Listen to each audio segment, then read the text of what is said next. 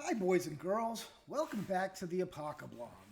Day 1428, I believe, of seeing, well, they're sticking to the plan. They told us what they were going to do, and God bless them if they're not fucking doing it. They're doing what they love.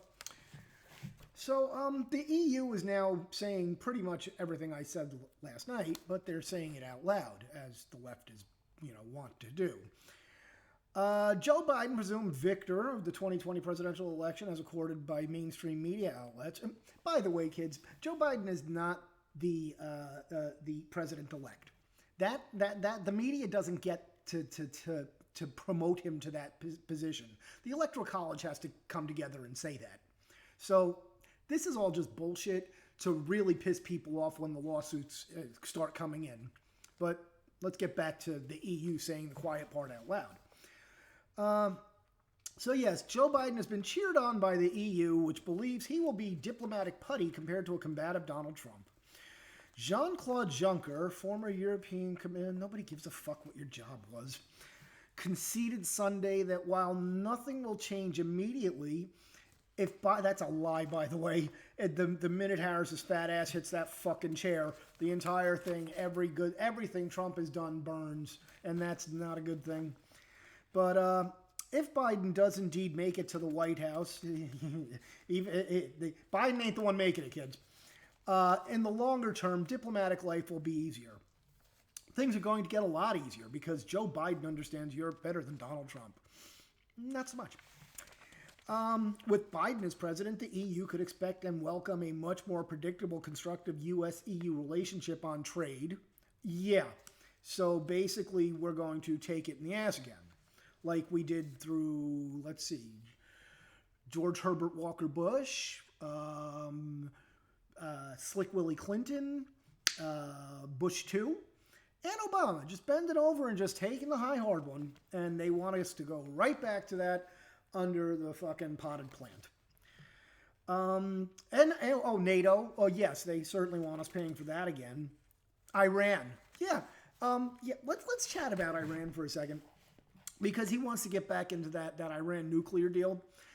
Which, now, for those of you that don't remember, let's play a little game. Guess who paid for North Korea's nuclear arsenal? It was Slick Willie Clinton. He sent them money. He sent them fuel. He sent them medicine. He sent them fucking nuclear reactors, okay? He literally bought, paid for, and built North Korea's fucking nuclear arsenal. And Obama dusted off that plan, gave it to fucking Smoldering Joe, and goddamn if they didn't do the exact same thing in Iran. And now Smoldering Joe wants to reactivate that to get, accelerate the process, get them a nuke much quicker because, that's going to work out well for Israel.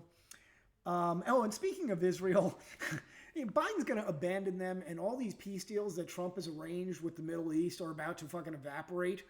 So Joe's going to get us into a war, kids, unlike President Trump. But, so in the Middle East and most importantly, climate change. We've got to get back to that fucking hoax. Because if the U.S. re-enters the Paris Climate Agreement, then we're paying for everything again. Oh, well, I'll build that for you. I don't want you polluting. I got it. Don't worry about it. So, and also the other bonus to the Paris Climate Agreement is it literally stifles all of America's industrial capacity, and it makes us subservient to places like China, and we'll be sucking OPEC's cock because we won't be able to produce, we will no longer be a fuel exporter. So yeah, this is what Europe is just like, they're saying it out loud, kids. America's going back to being our bitch. So yeah, good for them. And now they did this, and now they're trying to, how do we get here? Let's go there. The entire world decided to shut down because they were promised this. Exactly what I said yesterday and what they just said today. The world was promised if you shut down for this, for because somebody ate a fucking undercooked bat in China, we can steal this election through mail-in ballots, and America goes right back to taking it in the ass for you. And the world said, I'm in. And here we are. And while all of this is going on with all of this voter fraud, they're trying to, calm the Republicans, or not even the Republicans, the Trump train. They're trying to calm down the Trump supporters by having George W. Bush call Biden publicly to congratulate him, saying that, oh, the election was fundamentally fair and the outcome is clear. Jeb and Mittens Romney agree as Fox News goes all in for Kid Toucher Joe. So they honestly think that that's going to somehow make us all go, oh, well, it must be legit. Fox said it. Nah, not going to happen. And, we have this proof of fraud. Republicans won 28 of 29 of the most competitive House seats, added 3 state legislatures, didn't lose a single House race, but they're trying to tell us that all those people voted for Joe Biden. It didn't happen, folks. It didn't fucking happen. Now, Biden did go on to say something interesting, which was, by electing me, Americans bent the arc of the moral universe, pay attention to the words, kids, they do fucking matter, more towards justice. Well, that means that basically Biden is going to impose his hard left morals on the rest of us because that's justice to them. And that's, and we will comply. Now, Jennifer Rubin interpreted that statement as well. So basically, her rendition of it is, it's not only that Donald J. Trump has to lose, his enablers have to lose. We have to collectively burn down the Republican Party. Once again, kids, the words fucking matter. We have to level them. Because if there are survivors, look at the choice of words here, they will do it again. Okay, well, I think that's a much more spot-on version of what Biden was saying with his moral arc bullshit.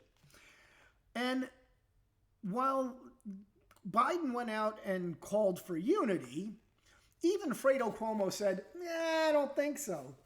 Fredo looked into the camera and said, you should never forget how we got here. Well, Fredo, I got some news for you, pal. All the Trump train, I can promise you, not one of us is ever going to forget this fucking hoax that you're pulling.